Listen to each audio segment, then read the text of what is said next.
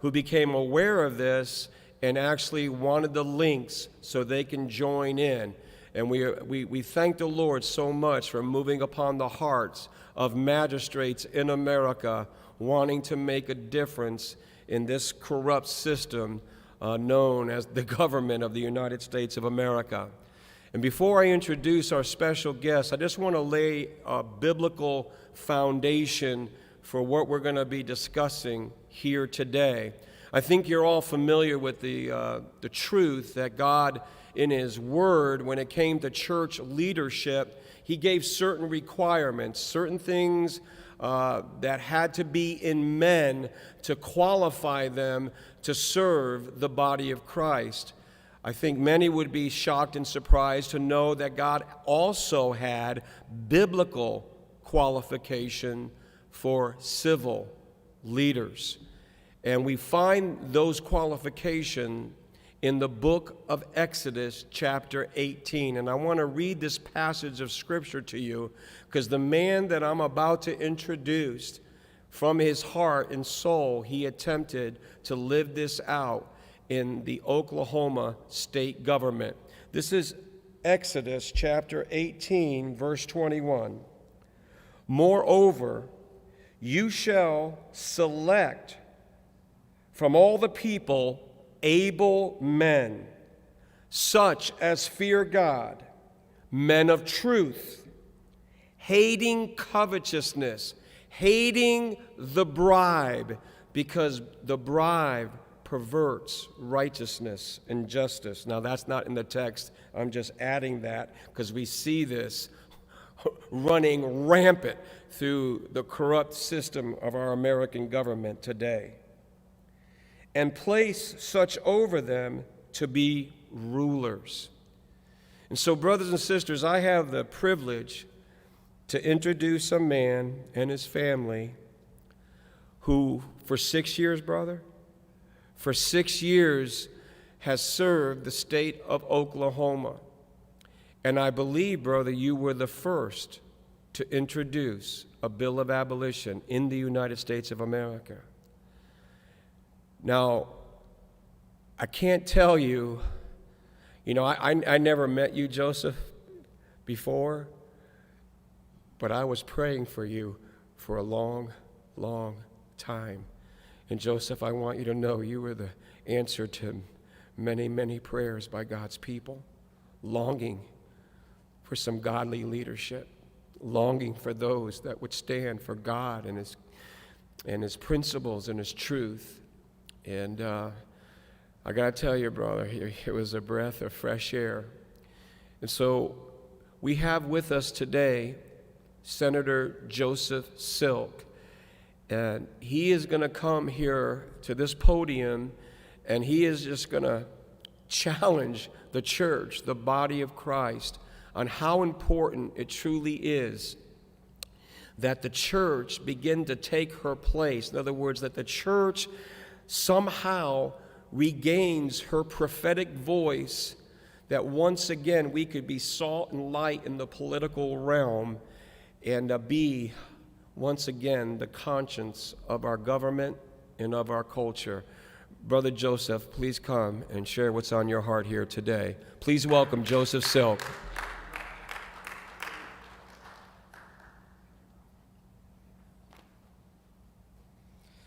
All right. It is good to be here today. Like Rusty said, my name is Joseph Silk. I am from rural southeastern Oklahoma. I've been a state senator from that area for 6 years. Me and my wife Kimberly and our 8 kids, they came up with us today. So it's they're more politically active than I am a lot of times. Anyway, I'm not your typical politician. I was in the Coast Guard and then the private sector for a while, and when I ran for office, it was not for a career or anything else. It was to actually do what was right. So that's kind of gotten me into some trouble at the Capitol before. So that's a little bit about me.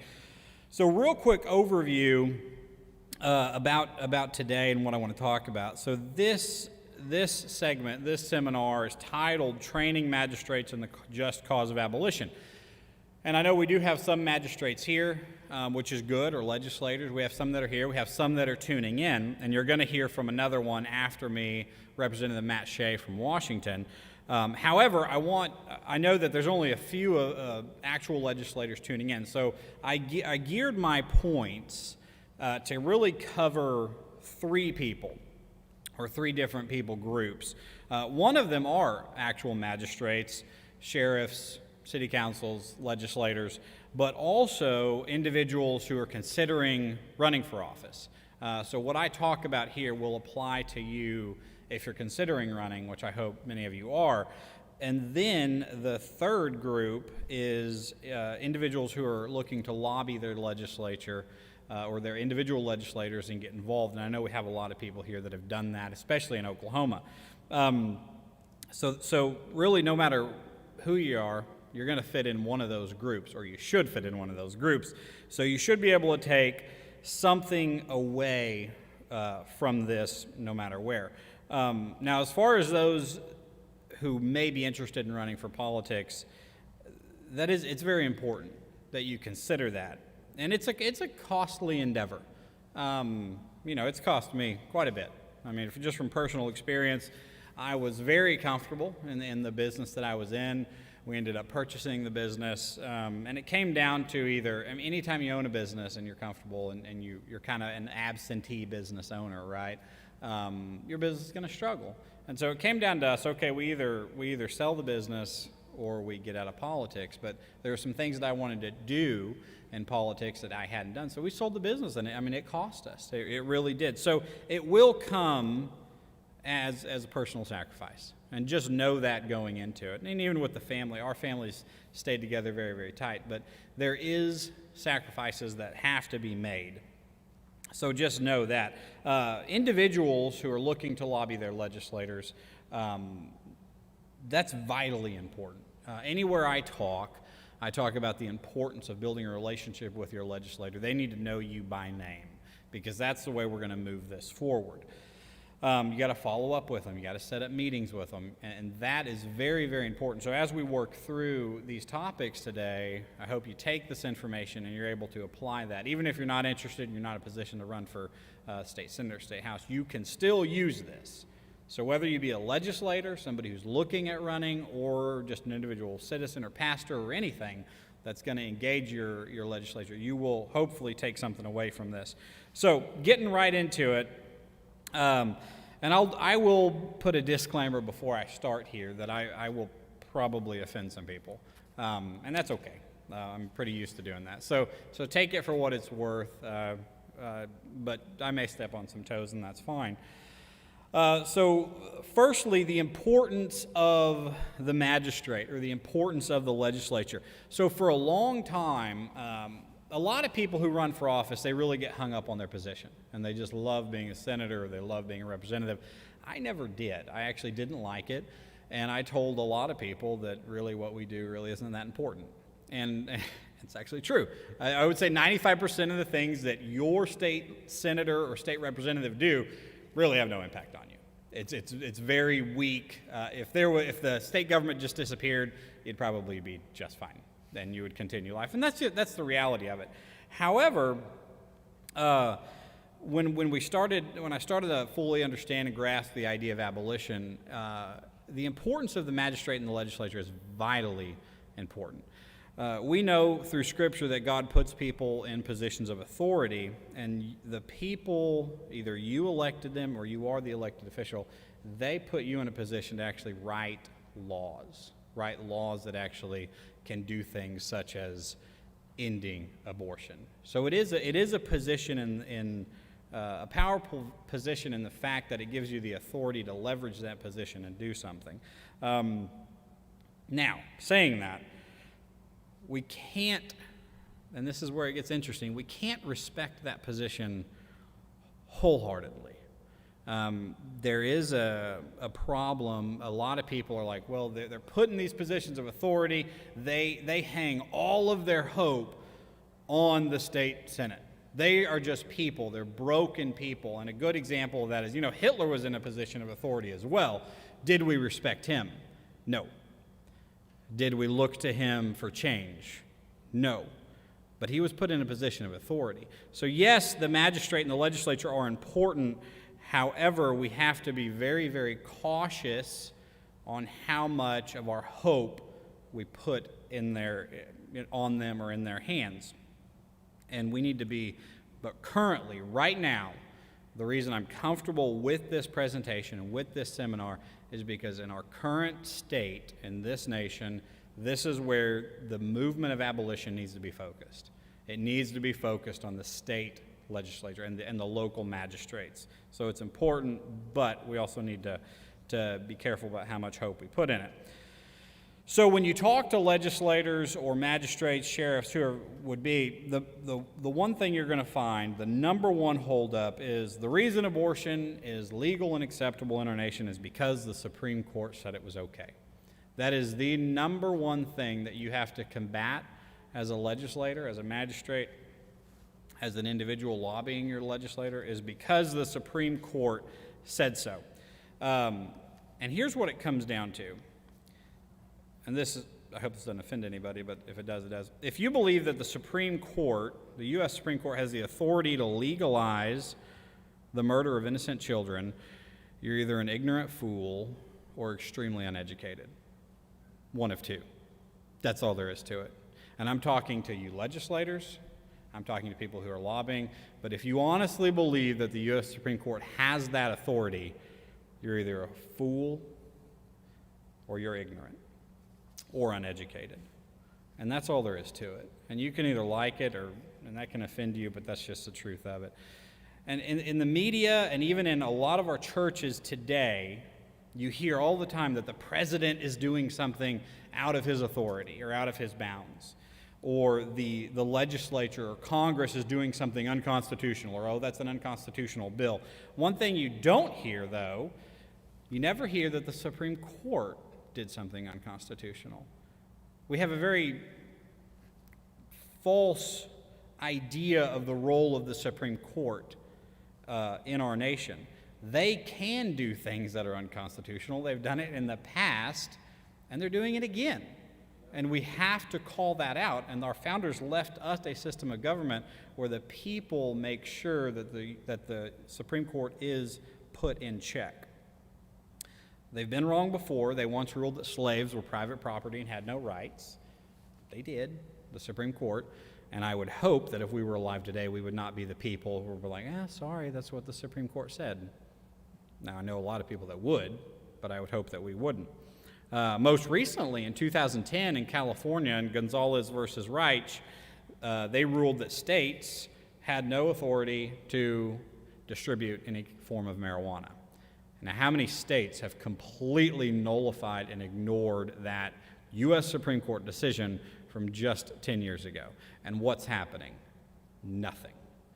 Because I don't like marijuana. I've never even smoked it. I think I've seen it maybe a couple times. But the reality is the Supreme Court has no authority to do that. And they didn't, and the states knew it, and the people knew it, and so they ignored them, and they treated it as such, and nothing is happening. So that's a little bit on the Supreme Court. So moving on, another big fallacy that legislators and people engaged in the political arena on this front will see is we just need to chip away at Roe v. Wade, or we need to take baby steps. So aside from, the Supreme Court said it was okay, this is your second largest holdup. And the reality is, and I'm not going to talk about the difference between pro-life and abolition because that's already been covered. And you should know the difference. Pro-life bills are, well, you can kill your baby if you jump through these hoops. Abolition is no, abortion's a murder, we're not doing it anymore. That's all I'll say about that. But most states are continuing to use the pro-life incremental method of chipping away or taking baby steps. I heard this at our local church, somebody that should know better. Well, we just got to take baby steps. Took a lot of me to not, come unglued. And I'm just like, no, you don't. You don't take baby steps on that. And you have to understand, as a legislator or somebody engaged in it, you have to understand we cannot do both. You cannot have incrementalism and abolition. It is one or the other. So do not be the guy who authors both bills and fights for both things, because you can't have both. And the reason is because incremental bills are actually in total opposition to abolition. You can't have two things that are in opposite and fighting against each other and be on both sides. You have to pick a side. If you don't, well, you're going to pick a side. That's all there is to it.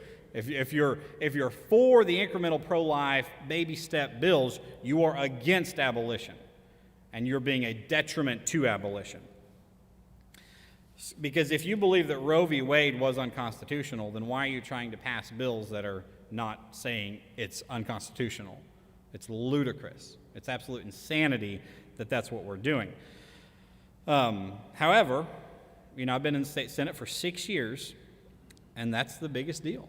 It's the pro-life, incremental approach, not challenge Roe v. Wade, and go at it from that way. And here's what you have to understand. Any pro-life bill, and I've said this before, any pro-life bill that does anything other than abolish abortion and provide equal protection for all children is just as evil as any pro-choice legislation.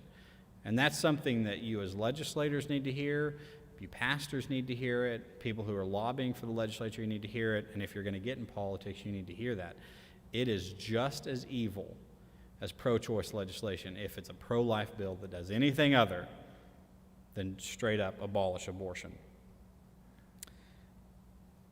So our magistrates and our legislature's response to an unconstitutional Supreme Court ruling has been to just take little baby steps and chip away at it. And that's what we've been doing since 1974, and abortion is on the rise. It is absolute insanity. And a lot of our churches are behind it, and a lot of our pro-life organizations are behind it. And we have got to just end it. We cannot chip away at it anymore. So moving on, the bills that you author as a legislator, or the bills that your representative authors, shows what's important to them. And that's something that a lot of people overlook. So God put them in that position. They did. And so we've already talked about how you kind of have to put that, you have to respect that position somewhat. However, if you're a state senator, state representative who's been in office for 2 years, 6 years, 8 years, 10 years, 12 years, whatever it may be, and you've never lifted a finger to actually author a piece of legislation that calls abortion murder, there's something wrong. That shows me exactly where your priorities are. And unfortunately, all Republican conservative legislators run as pro-life. They love, yes, sanctity of life. Look at any campaign ad out there. It is pro-life, pro-life, pro-life. Believe in sanctity of life. Yet then when you ask them, show me what you've done in your time in the state Senate, there's nothing. There's nothing. And that's a big problem. Additionally, though, you hear a lot of times people get elected, and they go up, they're like, well, I'm not going to do anything my first year. I'm just going to learn the ropes. Well, that shows me where your priorities are also. Because in the state of Oklahoma, we kill 15 babies a day. And if you're going to go up there and burn a year not trying to do anything, that shows me exactly where your priorities are. So you need to know that as a legislator, look at what you've done, and that's where your priorities are going to be. See if it lines up with what you campaigned on. If you are lobbying the legislature, look at what your legislature has done, and that's going to show you where their priorities are. It doesn't lie. Those are the facts about that. So this is an important one that I've talked to a lot of legislators about, is to overturn or not overturn Roe v. Wade. My stance has always been Roe v. Wade was completely unconstitutional and should therefore be ignored by the state governments. Completely ignored. Be like, no, we're not going to kill babies in Oklahoma, period. Thanks for your opinion, but that's it. That's my stance on it. I don't believe in my lifetime that Roe v. Wade will ever be overturned, but it doesn't matter. It doesn't need to be overturned. Just let it be and ignore it, because they've made their decision. However, there are people who have great intentions, who are 100% for calling abortion murder and ending it, that believe we should overturn Roe v. Wade. Okay, I'm not going to argue with you. If you want to overturn Roe v. Wade, that's fine. You have to do it in the right way. And here's the ultimate hypocrisy among Republican legislators and pro-life organizations. They will not support any bill that could possibly be challenged in the courts. That's their big deal. They want to pass pro-life legislation that really doesn't do anything, and it doesn't get challenged in the courts. It's just signed into law and made law and doesn't do anything. But they would love to overturn Roe v. Wade. Now, what does it take to overturn a Supreme Court ruling? A challenge. It takes a piece of legislation, a bill that's going to be challenged in the courts and work its way up to the Supreme Court to give them the opportunity to overturn it. So these pro-life organizations and legislators and magistrates, they're completely hypocritical because, they want to overturn Roe v. Wade, but yet they will not even back a bill that would possibly do that. They got to pick a side. Now, in Oklahoma, we had Senate Bill 13, which I know a lot of you are aware of, and it kind of did both. So the most recent version of Senate Bill 13 that we failed to get a vote on basically said it was going to become law upon when the governor signed it. However, if it was challenged in the courts, if the governor and the attorney general wanted to let it play out through the courts, they could. Or they could just say, no, we're not going to even discuss this in court. We're not killing babies. So if it wanted to be used as a tool that would have gone up, overturned Roe v. Wade, and paved the way for other states, it could have done that. Or it couldn't have, and we could have just ended it in Oklahoma. So as a legislator, and your legislators can draft bills that can really be utilized as both. It just takes a little time and effort. So another thing that legislators worry about, I've dealt with this a lot, is they don't want to be marginalized by calling abortion murder. They want to remain effective legislators. And that's true. That's true. If you as a legislator go up and say, hey, abortion's a murder, Supreme Court is dead wrong, here's a bill that's going to do that, you're going to be punished, period. That's all there is to it. Because I do not know of one state government in the United States that is not inherently corrupt. They all are. Leadership, the higher up you go, the worse it gets. So your Senate leaders, your House leaders, they get worse and worse and worse, and they will punish you for doing things like abolition. And they will call it a Civil War bill and a nullification bill. It's because they don't want to be painted as radicals. And it is true that you may not get votes heard. I can tell you countless of stories, and we have another senator here that can tell you countless stories where you had some bills on the agenda, whether they be tax policy, education policy, Second Amendment policy, and because you pushed for a radical idea, they pulled them off the agenda over and over and over. It's happened to me 6 years in a row. But I guess the question is that legislators need to know, people who are looking at becoming legislators or people who are involved in lobbying, is, do you want to remain effective at passing your do-nothing license plate bills and naming highways bills and passing a state bird bill or whatever it is at the expense of the continued slaughter of innocent children? And if you do, shame on you. And you need to be able to tell your individual legislators that as well. But it is a problem that needs to be talked about. So now my last point here is categories of legislators or magistrates that everybody's going to fall into one. So if you are a sitting legislator regarding abortion, you're going to fall into one of four categories, period. You just will. There's really no way around it, so don't even try. If you're going to run for office, you will, upon elected. Actually, upon announcing your candidacy, you're going to fall into one of these categories. And even you as a citizen who's lobbying your state government, your legislator is going to fall into one of these categories. And I kind of have an abrasive personality a little bit. So you do have to be careful on going full force at people, because a lot of people just don't know, and I've learned some things. It's not right off the bat. It's not either you're for abolition or you're going to hell. Okay, that's not true. You do need to build relationships and work with your legislature. But, so on to the 4 categories. Legislators come down to 4. You're in one of these. That's all there is to it. You're either a hypocrite, you're straight up hypocritical liar when it comes to abortion.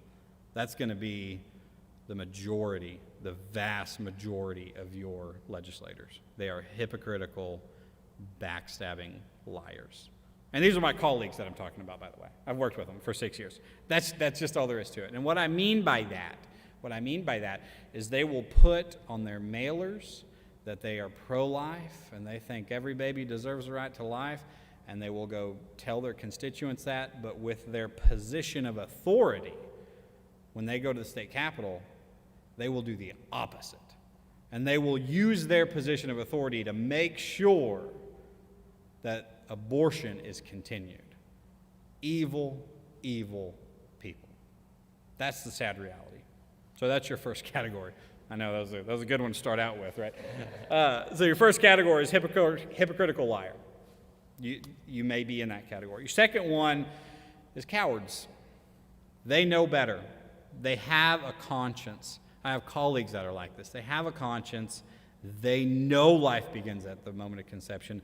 They do pray. They do know Jesus, but they don't have the intestinal fortitude or the backbone to actually take the public political hits to push, to ignore Roe v. Wade and end abortion. And they're cowards. That's all there is to it. When you read the Bible about cowards, God hates a coward. So be cautious there if you're in that category. The third one, there's a lot of people in this one, not a whole lot, but this is why we need to be careful and go in full force, is they're just ignorant. They're ignorant, and they're uneducated, and they don't know. And I was in that category. My first year, so I was elected when I was 27. My first year up there, I ran a pain-capable bill, which basically says you can't kill your baby if it can feel pain. But if it can't feel pain, you're good to go, right? That was my first bill. I ran that bill.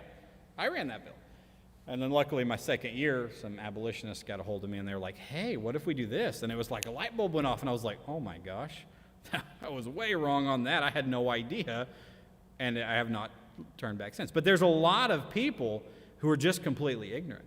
They're ignorant on the fact of the actual purpose of the state government.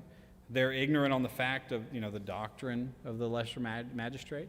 They're ignorant on a whole variety of things, and that's where we come in as the people to actually lobby them and try to inform them.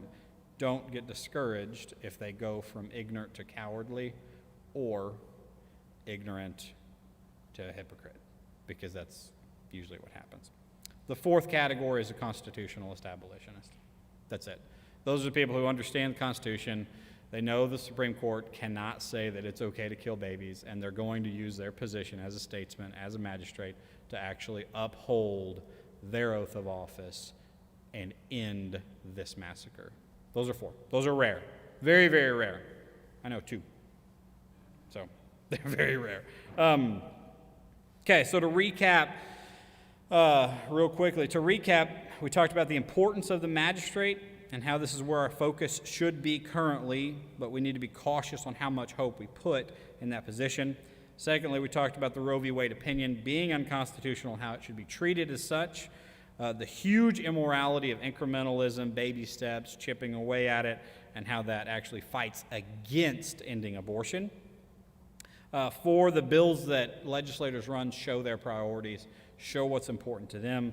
The false narrative of ignoring the abortion issue in order to stay effective or not to be marginalized. And then we talked about the category of legislators. So I'm going to finish it up with my charge to people. So you guys listening online, you guys here in the audience, here's my charge to you. And again, I'll have 3 separate charges for the 3 groups that I'm talking to. So individuals who are wanting to lobby their magistrates, which is probably the majority of our audience here, they're engaged in the political process. They're talking to their legislators or their magistrates. So that build relationships with them. That's something I'm not good at. I think we have another senator who can attest to that. May not be my strong, but do it. Build a relationship with them, because you never know where they're going to be at. Don't come in with a sledgehammer, right? Build a relationship with them. However, be relentless on your push for abolition. Call them, set up meetings with them, get pastors in your area who are willing to go with you to meetings, take a group of good men to go meet with them and send them information, follow up with them, let them know that you're watching what they do, and if they do nothing with their position of authority, there will be repercussions. Let them know, and you can do that in a kind manner. Now, people considering to run for office, do it, unless you're specifically told not to. And I struggle with this one, because I spent 6 years in the Oklahoma State Senate pushing for abolition. We had made a motion to bring it straight to the floor, and 4 out of 48 senators voted to hear it. And I'm like, wow, that's going to take decades at that rate, right? So I struggle with, and I know that it comes that personal sacrifice, which I've already talked about, but do it. Put it all on the line.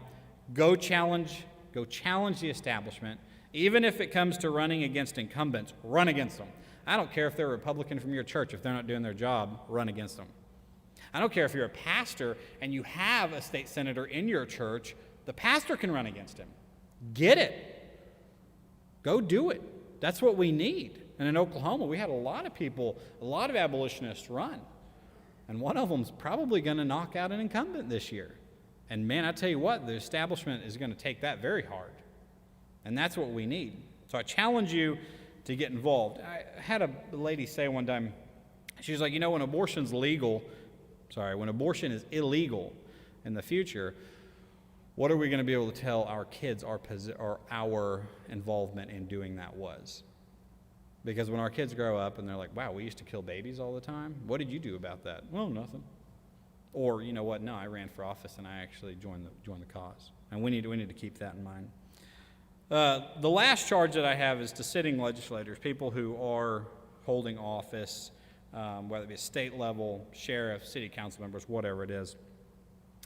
And what it comes down to is you swore an oath to uphold the Constitution and the right to life. You swore that. The people in your state or your constituents gave you the authority to write law or write ordinances and vote on law, and you've been placed in that position of authority and have the capability to at least try to provide equal protection for unborn children. Don't take that lightly. And I don't really care, and I think the vast majority of your constituents wouldn't care about your tax bills, your education bills, your transportation policies, or any of that if you've remained neutral on the life issue. If they knew that, you probably wouldn't be in office. If they were really made aware of that, you wouldn't be in office. And you're not ignorant any longer. You know now. So those four categories that I talked about, you know the difference. That's all there is to it. You can't play the ignorant or the uneducated card. You know the difference. So now you're going to move into one of the other categories. So I charge you to uphold your oath and become part of the movement that is spreading all across this nation to actually challenge the Supreme Court and bring a complete end to this massacre that we've been deeming acceptable. And all you have to do is author a bill to completely abolish abortion. No exceptions. Author the bill.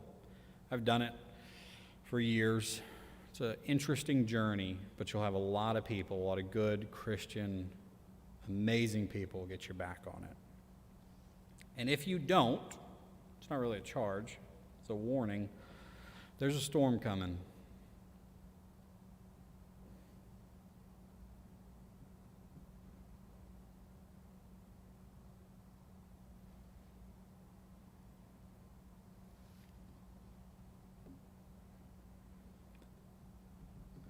The church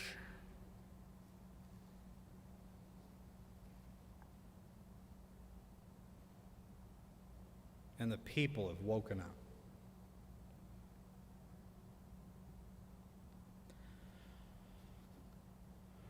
And it's not just here in Oklahoma, it's literally across the nation. When I first ran a bill to abolish abortion, there was a little group in Norman. That was about it. 5 or 6 years later, Literally this week, I have been on the phone with legislators in Washington. I've been on the phone with legislators in Maryland. I have been on the phone with legislators in Arizona. There's about to be 9 or 10 states that we went from 0 states pushing this idea to 9 or 10 this year. And that's just at the state government level. I can't even tell you the dozens and dozens of pastors, a lot of them in this room right now, pastors who are like, my goodness, I can't believe this has been going on, and they're now engaging. There's definitely a storm coming, and I would not want to be in the way as it moves forward. So if you're a legislator that is subservient to the Supreme Court, you need to step down. If you refuse to actually uphold your oath, you need to step down. And if you're a sitting legislator that believes life begins at the moment of conception, yet are using your position of authority to protect the continued slaughter of innocent children, you need to be aware and you need to know that the gig's up. The righteous, just, and constitutional message of abolishing abortion is spreading like wildfire across this nation. Just incredibly rapid growth. And know that across this nation,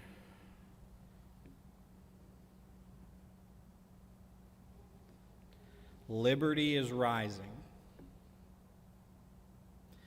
and she does not compromise. Thank you, guys.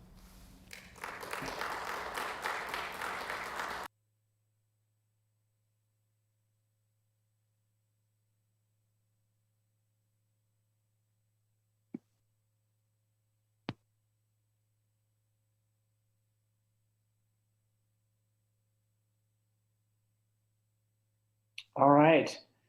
I want to thank everybody for having me on Zoom today. I'm sorry I couldn't be there in person.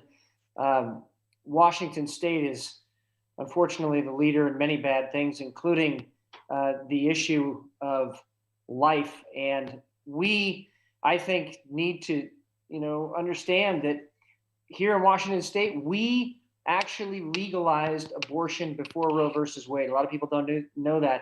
And the primary responsibility for that doesn't lie at the feet of liberals. It actually lies at the feet of some establishment Republicans. And I think that that's part of the problem that we've been facing for all these years, is that we don't understand that there are some folks that might call themselves Christian, that might call themselves Republican, but really aren't, and really don't understand this issue of life. I only have a few minutes, and I apologize for that, but I'm going to zoom through, no pun intended, some things very quickly to hopefully give you some ideas on what to do now, what to do practically with this issue that we're facing in America. And if we solved the issue of abortion in America, we abolished it in America, I think so many other things would be taken care of. And I think we all know that intuitively, spiritually. But I want to give you some practical things today, some ideas on building movements, and then how to sustain relentless communication. So very first, every movement needs a team, and I'm going to give 5 parts of that team that I think need to be present for that movement to be successful. The first is there needs to be a legislator or a champion that will carry the cause and that can articulate the reasons and charge forward and not be swayed to the left or the right, and be undaunted in their approach to abolition in America. The second is the agitator. This is the person that rattles the cages, and this is the person that keeps the issue in the foreground. Now, it's very important that the rest of the team doesn't look down on the agitator. And I know there's probably some people smiling out there right now because they know who I'm talking about. The agitator shouldn't be looked down on because they are keeping that issue out front. They are rattling the cages and making sure that people understand this is an important issue, not just in a political sense, but more importantly, in a spiritual sense in America. The third person to be part of a team is a poster child. This is somebody to pull the heartstrings, somebody that can tell the story that people can relate to, that people can say, yeah, that happened in my life. And this is a person that is indeed very relational. And I'm following, if everybody is kind of understanding now, I'm kind of following the William Wilberforce model for ending slavery in Great Britain. the legislator, the agitator, and the poster child, the person that can actually say, that happened to me, here are my battle scars, but we need to abolish abortion in America. Number four, we need a strategist. This is somebody that can harness and prioritize ideas and rein in some of the stuff that's going on and guide and direct, especially when things are getting very heated. People are starting to reject you, call you names online, pigeonhole you, do fake investigations, whatever the case might be in your area. That strategist needs to be there to understand what's happening, and then next, what to do about it. And then the fifth part of the team, and again, these are generalized positions, generalizations, is a wise sage. This is somebody that brings wisdom and credibility to the movement. Somebody like a Rusty Thomas, somebody that has been in the community, is very well known, very well respected, but brings that wisdom in almost every case, gray hair to the movement, which brings along with it credibility. So those are the 5 parts of a team that I think that we need to start using that model all over the country: a legislator, an agitator, a poster child, a strategist, and a wise sage. I want to share a few lessons learned in politics and when I introduced this issue in Washington State and just went straight for abolition. There will always be pushback on is this really attacking a woman's right to choose in a medically significant situation? All this stuff. I'm not talking about these lessons learned. I'm talking about the lessons learned relating to people and dealing with legislators who really don't want to go along with this. The first is that emotions very often trump facts. We can have the facts all day long, but if we're not appealing to all 4 parts of the soul, let me define that: identity, will, reason, and emotion, we're not going to bring folks along. There really has to be an appeal to emotion as part of this. We need to have that poster child giving the story of their own life and the fact that these lives do matter. These are human beings. The second is there is corruption. And so we shouldn't be surprised that there's corruption. Corruption is a process that's as straight as the 2 lines in the middle of the road. We shouldn't be shocked by that. We shouldn't be derailed by that. We shouldn't be discouraged by that. It's there. Folks are going to be doing the corrupt things sometimes. So we need to just move past that and keep doing what we're supposed to be doing and not let this distract us or derail us. The third is that persuasion and negotiation are really an art form, and we need to be more relational in our persuasion and negotiation. Now, this doesn't mean compromising. A lot of people try to put those two together. That's not what I'm saying. There are a lot of strategies that are very effective, and I'm going to give you one of them that worked for us. I just stood in front of the entire caucus and I said, listen, this is an issue that needs to be looked at in the lens of history. This is an issue that needs to be looked at in the lens of being spiritual and Christianity. This is an issue that needs to be looked at from the perspective of people 20 years from now. Are they going to look at us and say we did everything we possibly could? And so when I did that and I called for a vote through the amendatory process, in other words, we tacked an amendment onto a bill, and I really advocate this strategy everywhere in the country. Find out what the amendment process is, begin tacking amendments onto bills and bringing the issue up so that there is an up or down vote on the record and everybody knows where everybody else stands, Republican and Democrat. Everybody knows. So we would do these amendments and we would have a vote on it, and pretty soon our entire caucus was voting publicly for life. What does that mean? Specifically defunding abortion in Washington State. And so that was one issue that we forced to vote on it. And I cannot begin to tell you that part of negotiation and persuasion is forcing people to make a decision. And you don't have to do that in a heavy-handed way. You don't have to do that in a way that is being a jerk to somebody. You just force the issue and say, this is an issue that needs to be on the record for history. The next lesson learned, the fourth lesson learned, is that we shouldn't be fooled. This is a full contact sport in politics. They will try to come after you, and we also know that we will be attacked in the spiritual aspect of this. We need to be ready for it and really look at Luke 10:19, which says that we have the authority to tread upon serpents. We have the authority to tread upon scorpions. And if you look at what that actually meant in the culture of the time, serpents were lies and deceptions, and scorpion was a spirit of death. We have been given that authority to tread upon them. We need to do that relentlessly, spiritual warfare in our daily lives. We also need to be just as relentless in the political realm. We need to keep bringing this up and bringing this up and bringing it up at candidate forums and bringing it up on the internet and bringing it up when we go over to the capitals of our respective states. We need to be absolutely relentless. The fifth thing is there needs to be joy in the journey.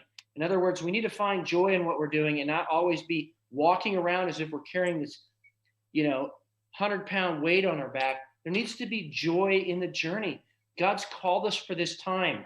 Evil is raging in this country because God is already on the move. It's not the other way around, and we need to change our mindset on that. Evil is raging when it knows its time is short. I believe in our lifetimes we will see abortion abolished in America. We need to believe that, all of us. And if that's the case, that should bring us great joy that God put us in this time, in this generation, to see that to fruition. I also want to give some structure to movements. There are 5 points that should be part of the structure of a movement. First, we need to have our vision. So wherever your team is at, whatever state, write down what your vision is. What will things look like when we're done? Well, abortion is abolished, right? Just put it down on paper. The second thing is we need to write out our mission, the who, what, when, where, and why that supports that vision for our individual teams and our individual states and communities. The third is our goals and objectives, or specific milestones to accomplish that mission. What do we want to set out there as a specific milestone? Do we want to see a vote taken this year? Do we want to, some states it might be just introducing the bill. What is our goal? And write that down as well. Number 4, we need to have our strategies, the ideas, the principles, and the plan to get that mission done. And then 5th, our tactics, the specific how to and the use of what to get the mission done. So kind of structure your things that way, put that down on paper. And there's just something about doing that that makes things very real. The last part that I wanted to talk about today is in regard to communication. We need to be relentless in our communication. We need to be relentless in our messaging. And I want to give you an idea of how that might happen. We should be on live radio in every community. We should have our own radio shows in every community. Maybe it's only a half-hour radio show, but we have that in the community. It's on live radio, and then it's podcast. I use Podbean, which I can then, once I upload the podcast, it broadcasts across all of my social media platforms, or most of them. And it's a fantastic way to do it. It uploads to iTunes, Spotify as well. We need to be doing podcasts in our areas, and preferably live radio with a podcast. We need to then take our media. If we do a video or a podcast, we need to break it down into 3 to 4 minute increments for Facebook, because that is the algorithm optimal zone, 3 to 4 minutes. 1 minute for Instagram, and post those videos online. We also need to be taking those 30-minute broadcasts, and we need to be breaking them down into quotable quotes and putting them on a meme and posting one quote every single day. Absolutely relentless communication every day, every week, all year long, and get the idea of abolition into the consciousness of America, that this is the issue of our time. And so some of the ways that we can do that relentless communication, I just talked about one, which is live radio, and then turning it into a podcast, and then breaking up that audio for Facebook, and then also for Instagram. You can also do that with video. And there's a whole bunch of neat ways to do that. There's a video platform called Mevo, that actually you can do live video with it, and you can break the video up later. That's a really good option. You can also do man on the street stuff. I have a setup for my cell phone that includes a microphone with a windscreen and something called a Tascam, Tascam IXZ interface, and also just a simple cable, and all that connects into my iPhone. I can go out on the street while we're evangelizing. I can go out on the street while I'm talking to people, and I can do the man on the street and then turn that into a video, which then can be for the rest of the week used to get out the message. So relentless communication. Let's put some structure to our movement, and just use as a model that we need a team to do this. It's not going to be one or two people. It's going to be a team doing this throughout the country. And again, we are in a time, God has placed us here. The abolition of abortion is going to happen in America, and what an honor to be alive in this time. So don't give up. Don't get discouraged. Just keep up the fight, and we're going to see things happen in the next few years that we have never seen in this country. And some of it's going to be a little bit difficult to get through, but some of it is going to be very glorious. And when, as the scripture says, when you cross into the promised land, you don't just cross into the promised land. You got to cross in fighting. And in addition to that, you are given rest at the end, and you are given victory. So I hope that encourages everybody out there. God bless you all. And I want to thank you for being patient with me today. I know I had a little bit of technical issues on my end. But anyway, God bless, and I look forward to seeing what happens in your states around the country.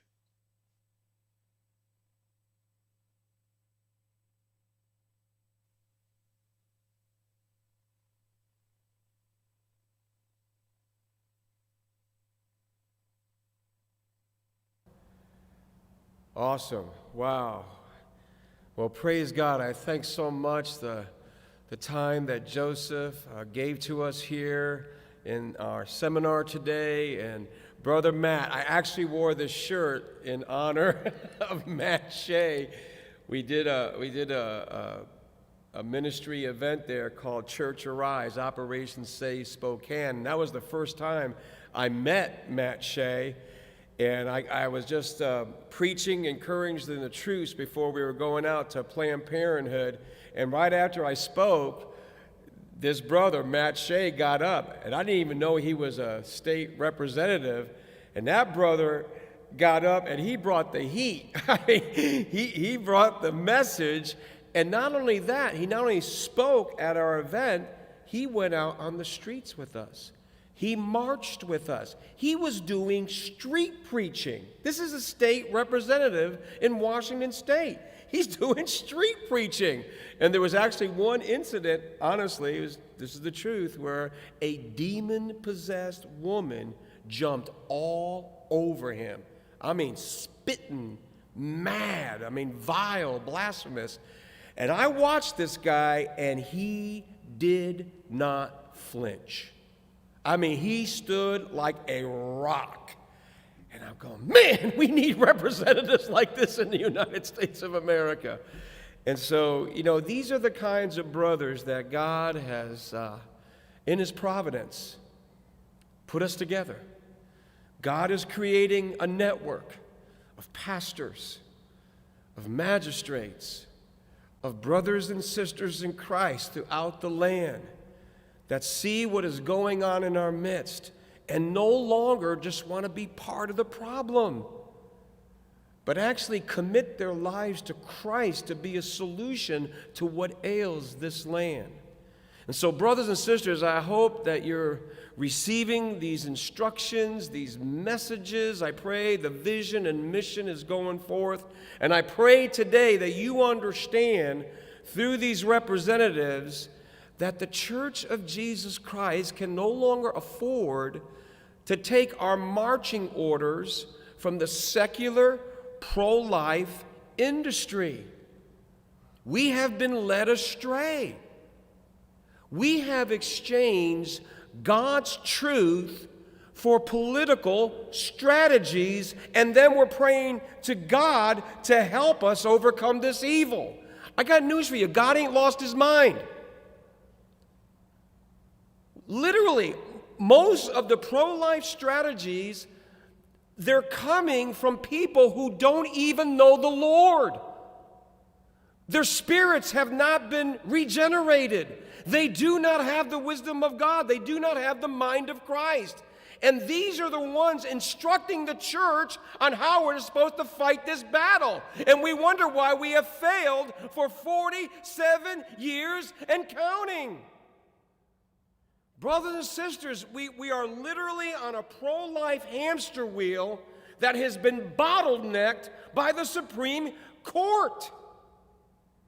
I got news for you. The Supreme Court, they are not the supreme being. The supreme being said, thou shalt not murder. And he didn't add the caveat, unless, of course, the Supreme Court rules otherwise. What are we thinking? I mean, seriously, brothers and sisters, please hear this, because it boggles my mind. And Joseph kind of touched on it. We actually take as credible, legitimate, some people in black robes in Washington, D.C., issuing an opinion that says one group of human beings has the right to murder another group of human beings. Now, please absorb that. Absorb what I just said to you. A court with a straight face is saying to America, to the federal government, to the president, to the legislature, to all governors, to all state legislators, to all mayors, to all chief of police, to all sheriffs in our land, the Supreme Court is saying to the United States of America, we have issued an opinion that is credible and legitimate, and you must obey. Now America has the right of one group of human beings to murder another group of human beings. And what have we done?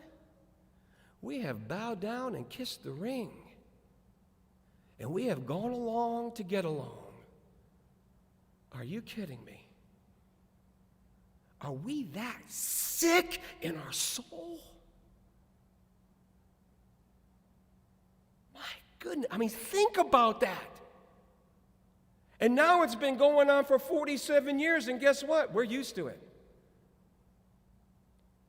And I say this to the shame and disgrace of magistrates throughout the United States of America. Now think about this. They issued that wicked, iniquitous decree. Not one magistrate,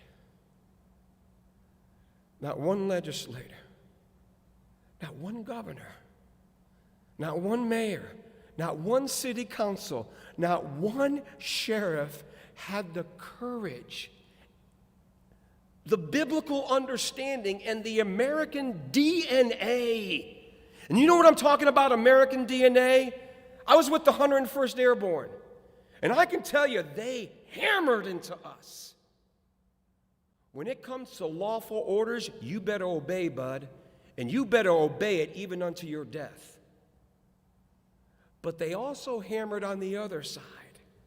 If any superior officer gives you an unlawful order, you do not obey under any circumstances. Because if you do, soldier man, you'll be part of atrocities. Atrocities. In 47 years, not one man or woman with lawful authority that has the sword that God has ordained in their hand, not a single one of them has said no to the bully in the sandbox, the Supreme Court. Are you kidding me? What have we become as a people? Where's the courage? What happened to us? Brothers and sisters, this nonsense has got to end. And yes, we got to have a mission to the magistrate. Consciously, deliberately, every local church in America should have 2 outreaches today in the United States of America. They need to have the outreach to their local abortion mill to bring the gospel of the kingdom against the gates of hell, knowing they're not going to prevail against the obedient church of Jesus Christ. And every local church has to consciously, deliberately have a mission to the magistrate, to disciple, to mentor, to educate, to demand their legislators do their duty before God, and that is to interpose, to intervene with lawful authority to end the suffering and the injustice committed against the preborn. Now, you may not have thought of that years ago, but I am telling you, a time like this absolutely demands it. So we better shake ourselves, we better awaken and understand, like the sons of Issachar. Remember the sons of Issachar? They were men, not boys. They were men who understood the times and knew what Israel ought to do.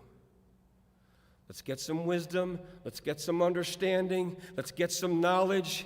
This is a discipling, mentoring, educating time. And we better act like our nation, its survival hangs in the balance, because it absolutely does. So, brothers and sisters, thank you so much for being here with us today. If you have a chance, reach out to Joseph Silk. Guys, listen. Pray for Brother Joseph. Their family has endured much in this battle, and there's a chapter in their life that is ending, and a new season is beginning. They need our prayers. Please pray for him. We know God has invested much in his life, and we know God is going to use him in the future. But right now, they got some readjustments to do, to get their footing, to get an idea where God is leading them. So please pray for them. And pray for Brother Matt Shea. He's not only a representative, but he is now setting in as senior pastor of a church in Spokane, Washington. So brothers and sisters, I pray that you enjoyed this seminar training. Please, again, get these messages out far and wide in your sphere of influence. And be with us tonight at 7 o'clock. The local pastors from Oklahoma are going to be leading the charge here tonight. And it's so good. It does our souls so good to see under-shepherds of the Lord rising up to be elder in the gates of the city of our land. There's some hope, brothers and sisters. So join with us tonight and get these messages out. God bless you. We'll see you later on this evening. Amen.